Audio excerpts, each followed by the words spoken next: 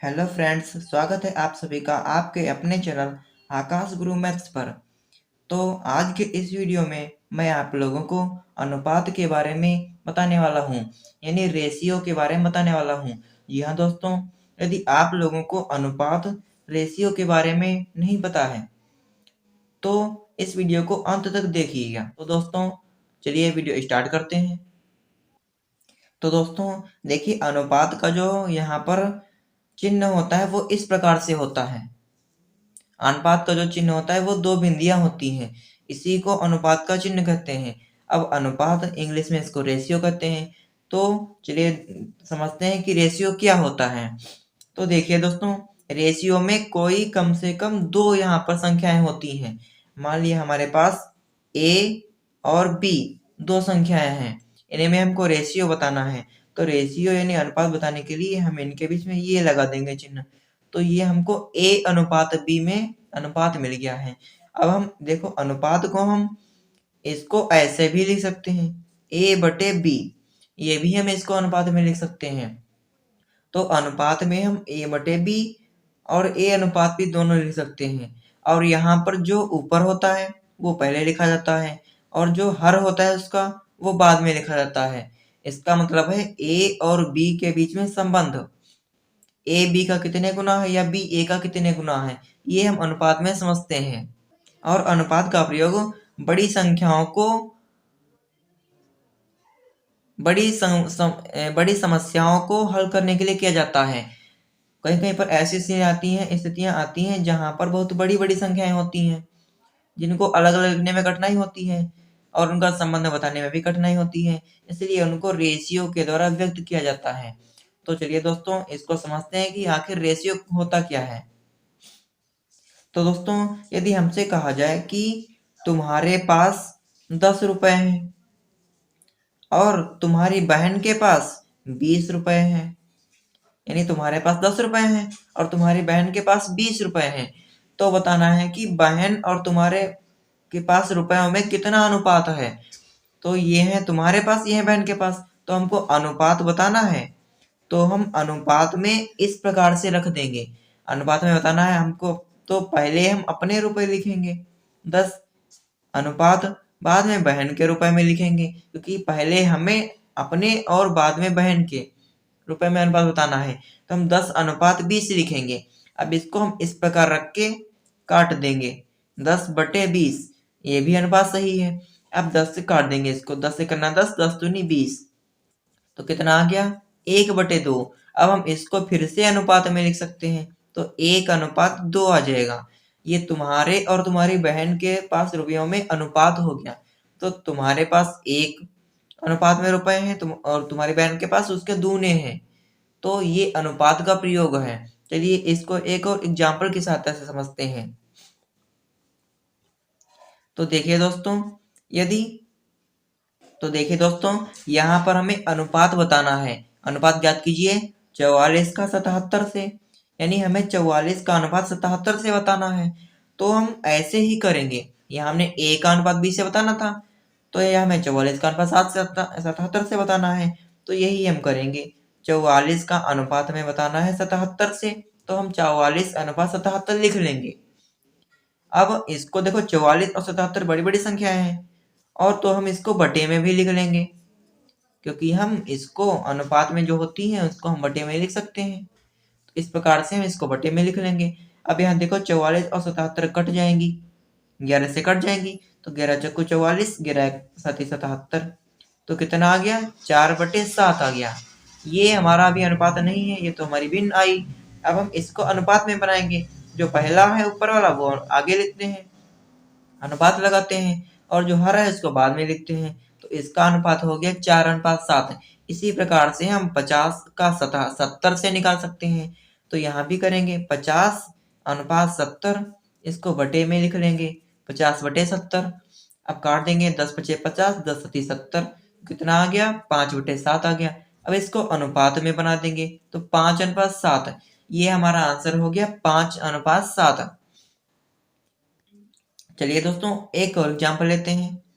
देखिए दोस्तों, ये है 35 रुपए का 20 रुपए से अनुपात निकालना है। अब यहाँ दोस्तों, ये समझने वाली बात यह है कि यहाँ पर दोनों जो है उनकी यूनिट एक ही होनी चाहिए। यहाँ देखो 44 और 77, इसकी कोई यूनिट ही नहीं है, तो ये तो संख्या है, ऐसे लिख दिया हम बटन करके, इसको काट दिया। 50 और 70, इसमें भी कोई यूनिट नहीं, ये तो संख्याएं हैं, तो ऐसे हम काट सकते हैं। लेकिन यहाँ देखो 35 जो है ये रुपए है, 20 है ये भी रुपए है, तो दोनों की यूनिट बराबर है, ये भी रुपए ये भी रुपए, तो हम ऐसे कर सकते हैं। तो 35:20, इसको हम बटे में लिख लेंगे 35/20। अब देखो एक कट जाएगा, तो इसको हम काट देंगे, कितने से कटेगा, 5 से कट जाएगा, तो 5 7 35, 5 चक्कू 20, 7/4 आ गया। इसमें अनुपात कितना हो गया, 7:4, ये इनका आंसर हो गया। ठीक, यहाँ तो हमारी यूनिट बराबर थी, तो हमने ऐसे ही काट दिया। अब यहाँ आगे देखो, यहाँ 10 रुपए है और यहाँ 50 पैसे हैं, तो यूनिट बराबर नहीं है, क्योंकि ये रुपए हैं और ये पैसे हैं। रुपए बड़े होते हैं, पैसे छोटे होते हैं, तो यहाँ पर हम 10:50 नहीं लिख सकते, ये गलत है, क्योंकि 50 पैसे 10 रुपए हैं, तो हम ये वाला नहीं लिख सकते। तो यहाँ पर आखिर हम क्या करेंगे, तो हमें सोचना पड़ेगा कि जब दोनों बराबर होते हैं तब हम ऐसे लिख सकते हैं। अब यहाँ बराबर नहीं है, तो हमको बराबर करना पड़ेगा, तो हम बराबर करेंगे। अब देखो रुपए को पैसे में बनाएंगे कि पैसे को रुपए में बनाएंगे, ये भी यहाँ पर फंस जाता है। तो अब देखो पैसे को हम तो रुपए बना नहीं सकते, क्योंकि पैसे हैं, 100 पैसे में 1 रुपया होता है, यहाँ 50 पैसे हैं, तो आधा रुपए होगा, आधा को भिन्न में लिखना है, कठिन हो जाएगा, तो हम रुपए को पैसे में बना लेंगे। यहाँ लिखेंगे चूंकि 1 रुपया बराबर 100 पैसे, 100 पैसे होते हैं, तो इसलिए 10 रुपए बराबर कितने हो जाएंगे, 100 को हम 10 से गुणा कर देंगे, तो हो जाएंगे 1000 पैसे। तो हमारे 10 रुपए में कितने हो गए, 1000 पैसे। अब हम इनका अनुपात निकालेंगे, 1000 पैसे का 50 पैसे से। अब हम इनका अनुपात निकालेंगे, 1000 रुपए का 50 पैसे से निकालेंगे। अब देखो दोनों बराबर हो गए, तो हम अनुपात निकाल सकते हैं। अब ये बिल्कुल सही है, तो हम ऐसे निकाल देंगे 1000 अनुपात 50। 50 तो पैसे पहले से थे, तो इसको थोड़ी बदलेंगे। अब 1000 ऊपर लिखा हमने और 50 को नीचे लिख दिया, बाद में है तो बाद वाला नीचे लिखता है। और देखो अब यहाँ भी एक नियम लगाओ तो हमारा सरल हो जाएगा। देखो 0 0 कट जाएगा, ठीक, इकाई तरफ से जितने जीरो होते हैं वो सब कट जाते हैं। बचा 100, 5, इसको काट देंगे, 5 करना 5, 5 दूनी 10, 5 जीरो 0। दोस्तों ये सब डिविजिबिलिटी के रूल्स यानी विभाज्यता के नियम मैंने पहले से ही करा रखा है, तो आप प्लेलिस्ट पर जाकर आप चेक कीजिए, वहां से आप विभाज्यता के नियम देख सकते हैं। तो यहाँ पर 20 बचा, नीचे बचा 1, तो इसमें अनुपात कितना हो जाएगा, 20:1, ये इसका आंसर है। तो 10 रुपए और 50 पैसे में अनुपात क्या है, 20:1। चलिए दोस्तों इसको एक और एग्जाम्पल के साथ समझते हैं। देखिए ये है 500 ग्राम, हमें 500 ग्राम का बताना है 4 किलोग्राम से। अब यहाँ भी देखो ग्राम है, ये किलोग्राम है, बराबर नहीं है यूनिट, ये ग्राम है ये किलोग्राम है, और ग्राम हमेशा छोटा होता है, किलोग्राम हमेशा बड़ा होता है। तो हम ऐसे ही काम करेंगे जैसे हमने यहाँ पर किया था, हमने रुपए पैसे बना लिया था, बड़ी यूनिट से छोटी यूनिट में चले गए थे, इसी प्रकार से यहाँ पर करेंगे, हम किलोग्राम को ग्राम में बना लेंगे। तो चूंकि 1 किलोग्राम बराबर होता है 1000